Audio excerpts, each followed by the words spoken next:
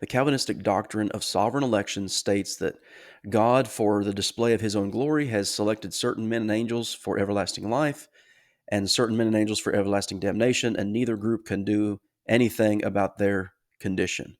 If you're elect, you're saved regardless. If you're not elect, you cannot be saved regardless. I'm going to read to you one of their favorite proof texts, and I'm going to read it to you as if a Calvinist wrote it.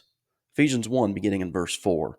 Just as he chose us before the foundation of the world, that we should be holy and without blame before him, having predestined us to adoption as sons to himself, according to the good pleasure of his will, to the praise of the glory of his grace, by which he made us accepted.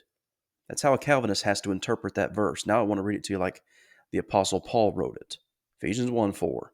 Just as he chose us in him before the foundation of the world, that we should be holy and without blame before him in love, having predestined us to adoption as sons by Jesus Christ to himself, according to the good pleasure of his will, to the praise of the glory of his grace, by which he made us accepted in the beloved. This passage is not about God's selection of certain and particular individuals or the non-election of certain and particular individuals. This is about how people would be saved. God's election was that.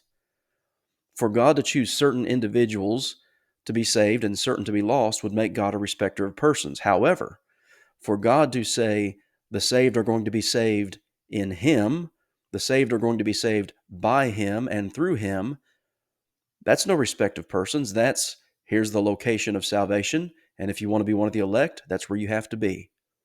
If you choose not to be in Christ, you can't be one of the elect. Once again, Calvinists take verses out of context and misinterpret them. Make sure you subscribe to our channel.